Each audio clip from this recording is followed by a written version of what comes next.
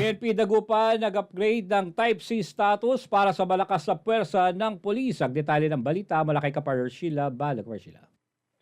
Inaprubahan ng National Police Commission na ACOLCOM ang resolusyon ng mag-upgrade sa Dagupan Component City Police Station sa Type C City Police Office. Ang resolusyon ay opisyal minagdaan ni Department of Interior and Local Government Secretary Juanito Remulla kasama ang iba pang mataas na opisyal ng NACOLCOM. Sa bagong kwalipikasyong ito, hawak na ngayon ng kapulisan ng Dagupan ang mataas na antas na organisasyon kumpara sa isang maniwang himpilan ng pulisya.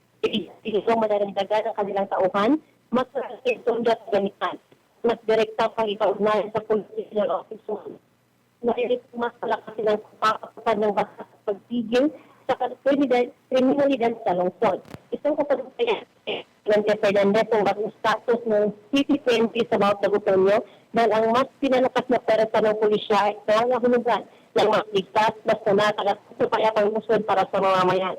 Lubos ang kasasalahat ng alkalde Remulla sa NACOLCOM sa pagkakalog ng mga upgrade na ito. Pahayag naman ni Chief Police Lieutenant Colonel Lawrence Calom na sa bagong kwalifikasyon ito. Handa, sila natupay ng kanilang tungkulin ng lumingkod at magprotekta. Isa niya itong hamon ng gusto nila tinatangga kasama ang komunidad. Para sa Diyos sa Pilipinas ng mahal, Sheila Balag, kapartner mo sa balita at service. Samantala, may git 70,000 kagamitan at suporta mula sa DAR DTI LGU. Magpapatatag sa negosyong gatas ng cargo. Ang detalye mula kay Kapar Bienber Gabinya. Kapar Bien? Handa ng palawakin ng katabakan agarang reform cooperative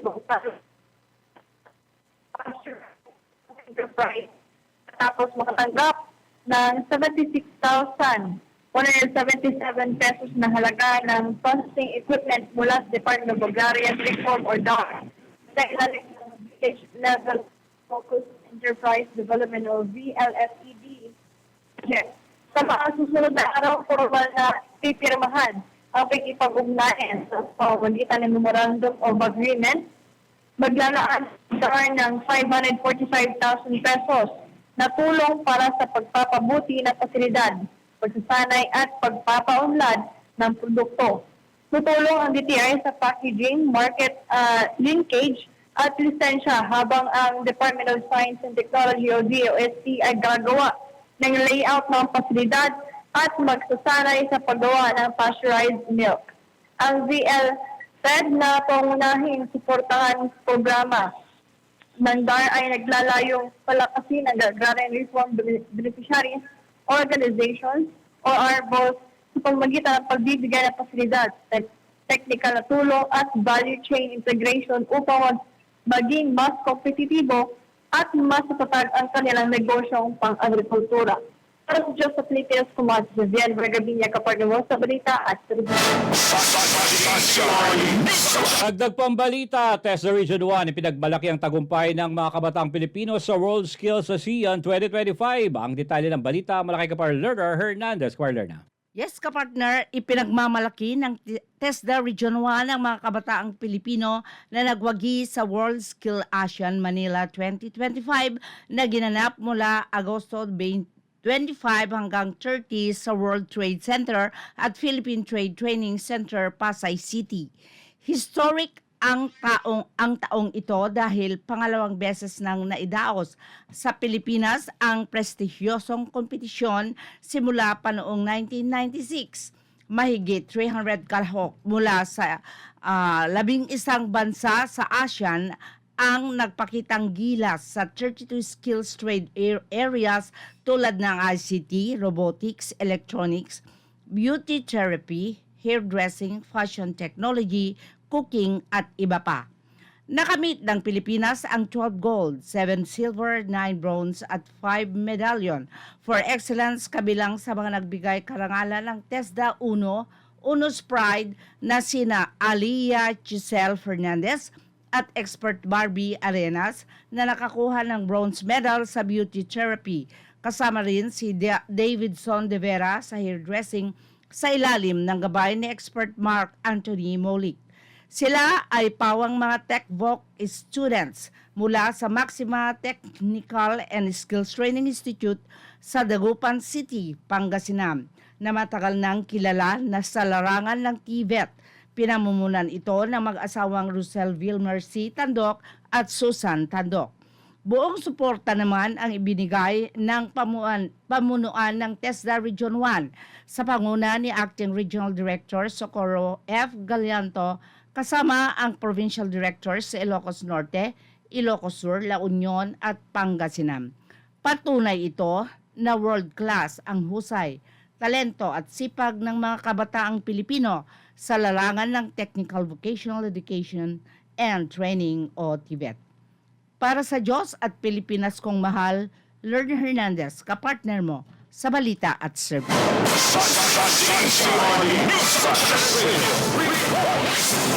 Sa iba pang mga balita, Mayor Soriano ay binida ang kanyang mga proyekto para sa bayan ng Malasiki. Ang detalye naman ng balitang yan, alamin natin kay Kapar Sheila Balog. Kapar Sheila.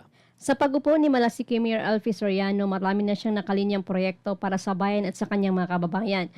Sa panayam ng DZRD Sunshine Radio, inilatag ng alkalde ang ilan sa mga proyekto para sa ikakaganda ng Malasiki. Kabilang dito ang pagpapaganda ng kanilang plaza at ospital at ang pamilihang bayan. Sunshine News Blast. Na gagawin natin to improve the municipal plaza. Yes. Okay, tapos yung palengke natin, paayos natin yan ng mas maganda.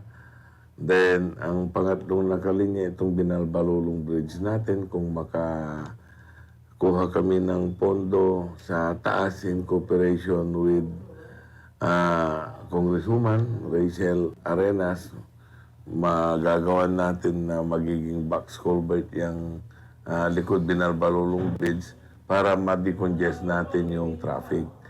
Pwedeng ilagay natin dyan ng mga tricycle drivers at mga ambulant vendors. So magiging maluwang yung poblasyon area natin. Tapos yung hospital naman malapit ng matapos siguro this month 100%. Tapos na yung hospital natin, inaantay na lang natin yung permit to operate na in-apply namin sa Department of Health Regional Office. Nais sa alkalde na pagandahin ang pamilihang bayan sa pamamagitan ng paglalagay ng air conditioning units upang mas maging komportable ang mga mamamili. Kaya nananawagan din ang alkalde sa kanyang mga kababayan na pangalagaan at gamitin ng wasto ang mga proyektong ito. Anya, pinagawa niya ito hindi para sa kanya kundi para sa lahat. Sunshine News Blast. Pakiusap ko lang, kung natapos yun, makipag-cooperate naman kayo sa bayan ng Malasiki. Huwag nating babuyin yung ating comfort room. Ipo-provide natin ang sabon doon, mga tissues, para maganda naman. Papagawa ko yun, hindi para sa akin. Pagagawa ko yun para sa taong bayan, para sa inyo. Sana huwag ninyong i-vandalize yung mga pag natapos na yun. Within this month, hopefully, tapos na yung comfort room. Malit lang yan na proyekto. Pero inuumpisahan ko na maisaayos ang bayan ng Malasiki. Dagdag pa ng alkalde, buong puso niyang isinagawa ang kanyang tungkulin bilang lingkod bayan, alinsunod sa kanyang slogan na serbisyong Soriano, sigurado. Para sa Diyos sa Pilipinas kong mahal, Sheila Balog, kapartner mo sa Balita at Serbisyo.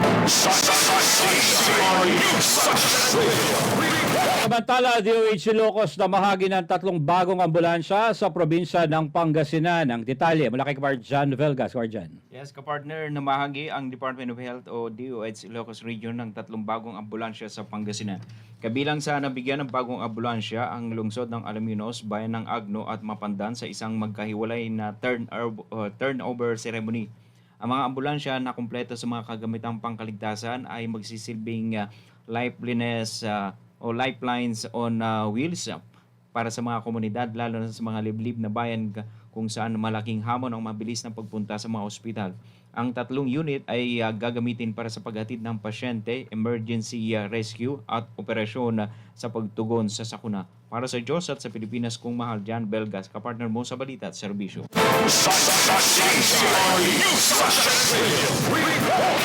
LTO Region 1 Rosales District Office mamimigay ng mga plaka sa mga motorista na wala pang plaka sa Setyembre 6 araw ng Sabado. Alamin natin ang balitang yan mula sa pagbabalik kay ni Sheila Balo. Kumar Sheila.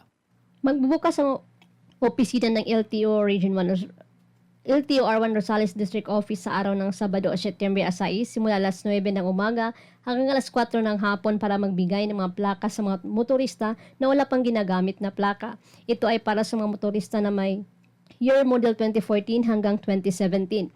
Para sa nais na kumuha ng plaka, kailangan dalhin ng updated official receipt, original copy of certificate of registration at valid ID. Hinihikayat ng LTO R1 Rosales District ang lahat ng kwalipikadong may-ari ng makibahagi sa nasabing petsa upang makaiwas sa multa at abala. Ang pagkuha ng plaka ay walang bayad, pwede kahit walang rehistro at pwede rin sa mga hindi taga Region 1 pero i-verify muna. Para sa Diyos sa Pilipinas kong mahal, Sheila Balog ka partner mo sa balita at serbisyo.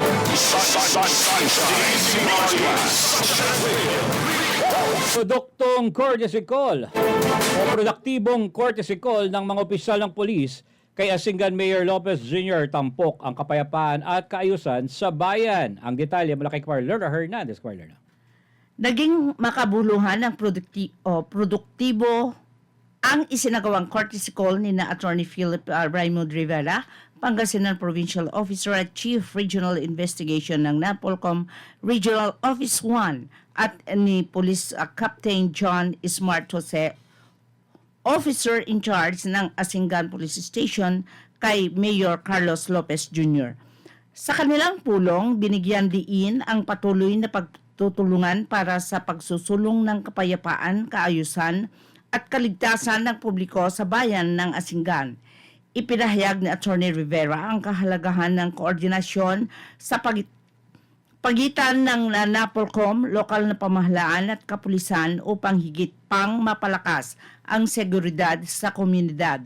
Ang naturang courtesy call kay Mayor Lopez Jr. ay nagsilbing pagkakataon upang pagtibayin ang ugnayan at kooperasyon ng mga ahensya at leader sa pagpapanatili ng ligtas at maayos na pamayanan para sa mga taga-Asingan. Para sa Diyos at Pilipinas kong mahal, Lerner Hernandez, kapartner mo sa balita at service. Samantala, bayan ng Umingan may paalala sa mga negosyante bago kumuha ng business permit o license. Ang detalye ng balita mula kay Kapar Bienber Gabinya. Kapar Bien? May paalala ang Umingan Local Government Unit sa mga negosyante na kukuha ng business permit o license. Ayon sa Umingan LGU, siguraduhin muna ng mga negosyante na nakarehistro ang kanilang business name sa Department of Trade and Industry Negosyo Center bago kumuha ng business permit o license. Alinsunod sa business name law, ipinagbabawal ang paggamit ng business name na hindi rehistrado ng DTI. Kaya hinikayat ng Umingan LGU ang mga negosyanteng nasasakupan na magparehistro ng kanilang negosyo sa negosyo center na matatagpuan sa munisipyo o mag-register online sa DTI.gov.ph website. Para sa Diyos, sa Pilipinas kumata si Vian Vergabinya, kaparte mo sa balita at serbisyo.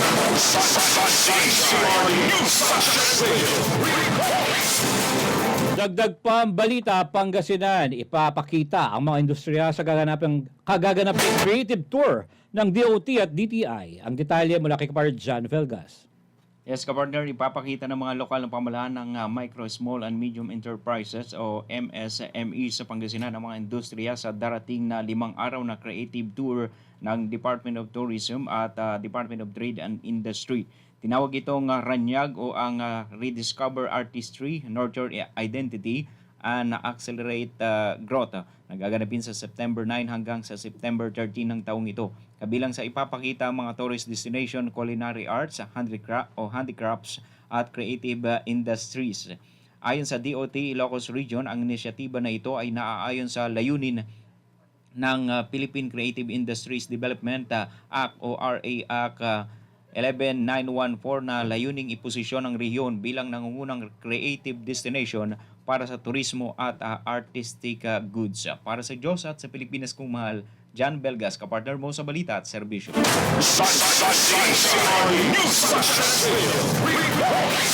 Samantala, Alaminos City, sinagawa ang Disability Awareness and Sensitivity Training cum Stroke Rehabilitation para sa mga BHW at PWD residents. Ang detalye ng balita sa pagbabalik ni Kapar Sheila Balocor.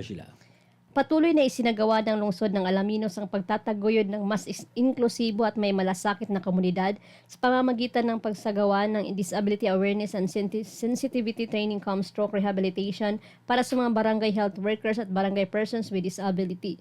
Ito ay sa pangunguna ng Alaminos LGU sa pamamagitan ng City Social Welfare and Development Office o CSWDO na isinagawa sa Don Leopoldo Season Convention Center. Layunin ng programa na palakasin ang kakayahan ng mga health frontliners at PW leaders sa pagsusulong ng inklusibong pamayanan, pagpapalaganap ng rehabilitasyon at pagbibigay ng tumutugon at maaasang serbisyong pangkalusugan para sa bawat alaminan.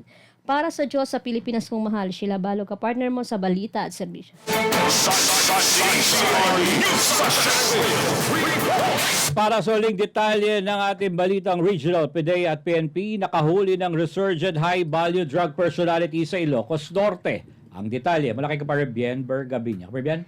Sa isinagawang bypass operation ng PDEA Regional Office 1 at Badok Police Station at katuwang ang iba pang unit ng polisiya, na aresto ang isang resurgent high-value target drug personality sa Barangay Gareta, Badok, Ilocos Norte.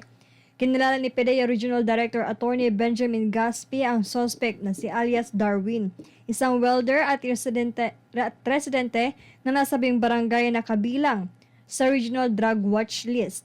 Nasamsam mula sa kanya ang 7 sachet na hinihinalang shabu na tumitimbang ng humigit kumulang 1 gramo, isang coin purse, lighter at ang buy-bust money. Naharap si alias Darwin sa kasong paglabag sa Section 5 at 11 ng Republic Act 9165 o Comprehensive Dangerous Act of 2002. Ayon kay Attorney Gaspi, malinaw na mensahe ang pagkakaaresto sa mga muling sumusulpot na drug personality na hindi sila makakaligtas sa batas. Dagdag pa niya, patuloy ang mahigpit na ugnayan ng PDEA at PNP para masugpo ang bentahan at paggamit ng ipinagbabawal na gamot sa Region 1. Kasalukuyan nakakulong ang suspect sa Badok Police Station para sa tamang disposisyon at pagsasampa ng kaukulang kaso. Para sa Diyos sa Pilipinas, kumahato si Vian Vergabinya, kapartner mo sa balita.